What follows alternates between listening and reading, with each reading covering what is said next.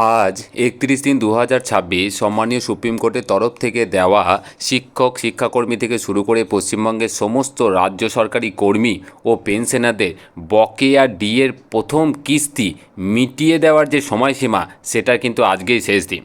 তো এরই মধ্যে দেখতে পাচ্ছি যে মোটামুটি রাজ্যের বিভিন্ন সরকারি কর্মচারী থেকে শুরু করে পেনশনার তাদের কিন্তু অ্যাকাউন্ট বা পিএফ অ্যাকাউন্টে যে বকেয়া ডিএ তার কিন্তু টাকা ক্রেডিট হতে শুরু করেছে। এখনও হয়তো অনেকেরই আসেনি, তো আশা করছি সেগুলো খুব তাড়াতাড়ি চলে আসবে।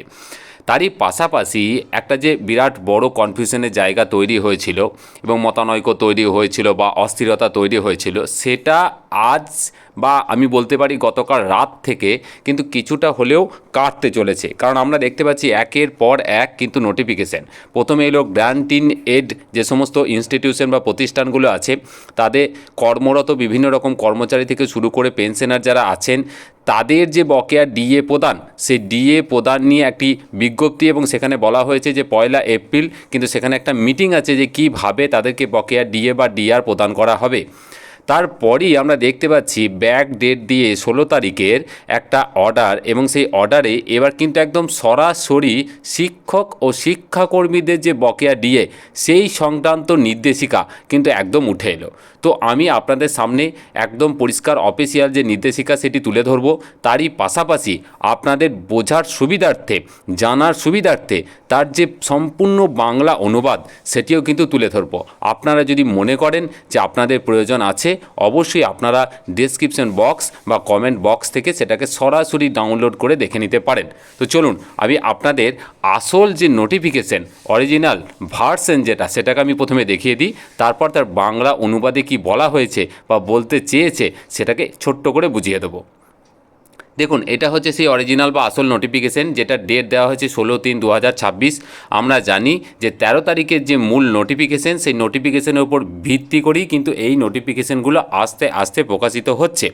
তো এই যে নোটিফিকেশান, এটাকে অনেকেই কিন্তু ম্যাচিং অর্ডার বলে মনে করছেন, কারণ আমরা জানি যে গভর্নমেন্ট অফ ওয়েস্ট বেঙ্গলের স্কুল এডুকেশন ডিপার্টমেন্টের তরফ থেকে যখন শিক্ষক শিক্ষাকর্মী থেকে শুরু করে পেনশনারদের বিশেষত গ্রান্ট ইন এড ইনস্টিটিউশনের যে সমস্ত অর্থ প্রদান বা যে সমস্ত অর্ডারগুলো করা হয়, তো সেক্ষেত্রে কিন্তু একটা ম্যাচিং অর্ডার বের করতে হয়। তো এখানেও কিন্তু ঠিক জিনিসটা সেরকমই হচ্ছে।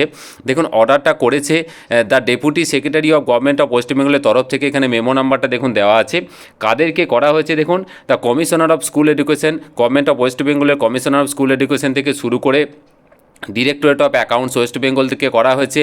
তারই পাশাপাশি দেখুন এসসিআরটি ডিরেক্টরকে করা হয়েছে, স্টেট প্রজেক্ট ডিরেক্টর পশ্চিমবঙ্গ সমগ্র শিক্ষা মিশন থেকে শুরু করে WBCH এসি হায়ার সেকেন্ডারি যেটা এডুকেশন বোর্ড আছে, তারপরে প্রাইমারি বা মধ্যশিক্ষা পর্ষদকে করা হয়েছে, West Bengal board of primary education থেকে শুরু করে মিড ডে মিল প্রজেক্ট যে অফিস তার যে প্রজেক্ট ডিরেক্টর আছেন তাকে করা হয়েছে। এছাড়াও West Bengal council of Rabindra open schooling এবং পশ্চিমবঙ্গ রাজ্য শিশু শিক্ষা মিশন, এই প্রত্যেকটা দপ্তরকে কিন্তু এটা করা হয়েছে, এই চিঠিটা করা হয়েছে এবং করেছেন the deputy secretary of government of West Bengal. দেখুন বিষয়টা কি বলেছে, বিষয়টা হচ্ছে arrears of dearness alliances or dearness relief of employees or pensioners of grant in add institution for the period from January 2016 to December 2019।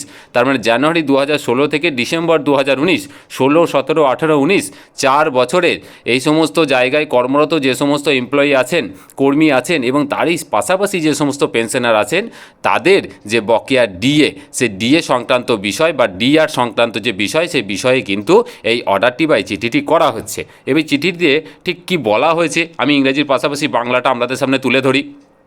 দেখুন, এখানে মূলত যে জায়গাটা বলা হয়েছে যে অর্থ দপ্তরের যে মূল যে নোটিফিকেশন, যেটা হচ্ছে 13-3-2026 আমরা প্রত্যেকেই জানি, এবং যার নাম্বারটা হচ্ছে দেখুন 998 FP2।